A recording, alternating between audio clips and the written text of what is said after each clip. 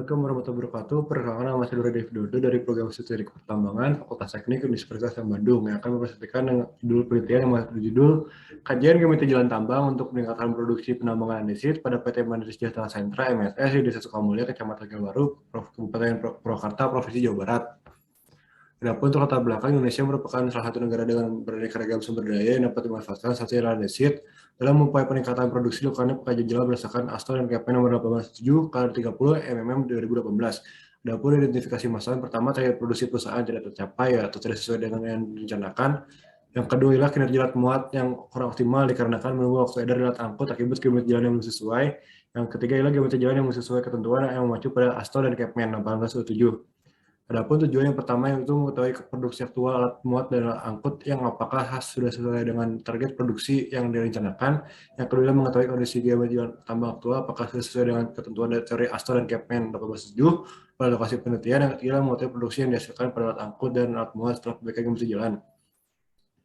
Adapun untuk diagram Malir dari data primer dan data sekunder dapatkan menghasilkan pengolahan data, dari pengolahan data tersebut menghasilkan evaluasi jalan tambang berdasarkan teori ASTO dan KPN yang akan menghasilkan kesimpulan dan saran. Adapun pembagian segmen jalan, untuk segmen jalan dibagi ke dalam 24 segmen yang untuk jalan produksi dari Hooper menuju loading point sebesar 0,78 km, sedangkan untuk jalan dari loading point menuju Hooper sebesar 0,79 km. Adapun lebar jalan lurus aktual dari loading point menuju Hooper sebesar 3,8 meter sampai 10,69 meter. Adapun rekapitulasinya terdapat beberapa segmen yang masih belum memenuhi standar ditandai dengan warna kuning. Adapun lebar jalan tikungan aktual dari Hooper menuju loading point sebesar 5,24 sampai 8,02 meter, di mana ketiganya didapatkan untuk perbaikan geometri jalan. Yang ketiga lagi jadi tikungan didapatkan dari satu segmen jalan yang belum memenuhi jadi tikungan rekomendasi minimal. Adapun untuk super elevasi, di mana super elevasi rekomendasi besar 6%, di mana super elevasi aktual didapatkan 3% yang berarti seluruh segmen jalan pada tikungan harus diperbaiki super elevasinya. Adapun cross-slope tidak dapat cross-slope sehingga dihasilkan rekomendasi untuk penambahan beda tinggi untuk memasukkan cross-slope tersebut. Adapun grade jalan aktual yang didapatkan dari Hooper menuju loading point sebesar 0,83% hingga 32,39%. Adapun grade jalan aktual terdapat beberapa segmen yang belum memenuhi standar yaitu 12%, di mana harus diperbaiki. Adapun untuk sketsa penampang jalan didapatkan sebagai berikut, dan rekomendasi segmen setelah perbaikan didapatkan beberapa segmen yang sudah melebar jalannya sehingga sudah dilakukan perbaikan. Dan untuk penampang jalan setelah perbaikan didapatkan beberapa segmen yang sudah tidak terlalu signifikan untuk perbedaannya elevasinya. Adapun rimpul dan kecepatan angkut aktual didapatkan untuk segmen R sampai dengan S didapatkan untuk kecepatan aktual sebesar 5,8 km per jam. Setelah dilakukan rekomendasi didapatkan 25 km per jam.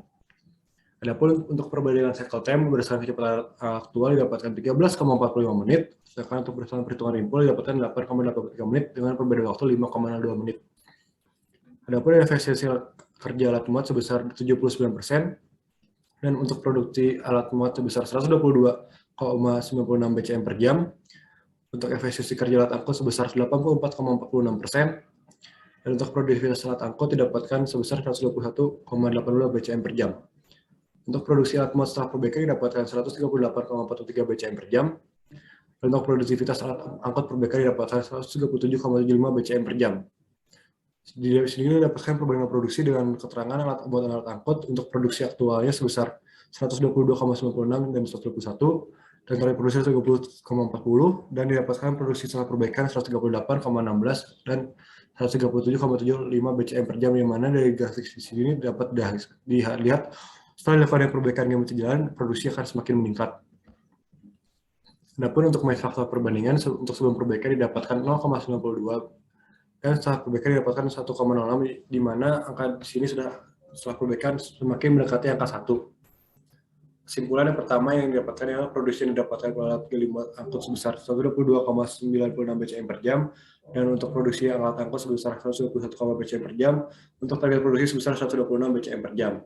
Setelah geometri jalan secara aktual masih terdapat beberapa segmen yang masih belum sesuai ketentuan ASTO dan KPN 1807, seperti keadaan lebar jalan lurus, lebar jalan tikungan, kemungkinan jalan, kemungkinan melintang, dan super elevasi. Setelah dilakukan upaya perbaikan geometri jalan tambang didapatkan untuk produksi lot sebesar 138,16 BCM per jam dan produksi lot angkut sebesar 137,75 BCM per jam, di mana target pesanan sudah tercapai. Adapun saran yang dapat diberikan yang pertama adalah pembuatan kemiringan secara melintang agar air yang didapatkan pada front kerja mengalir dengan baik sehingga meningkatkan safety dan efisiensi kerja. Yang kedua adalah lakukan perkembangan kemiringan jalan sehingga dapat mereduksi cycle time dari angkut sehingga produksi dapat meningkat.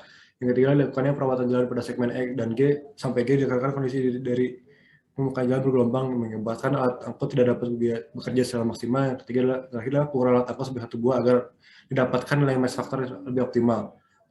Terima kasih. Cukup sekian yang dapat saya berikan. Assalamualaikum warahmatullahi wabarakatuh.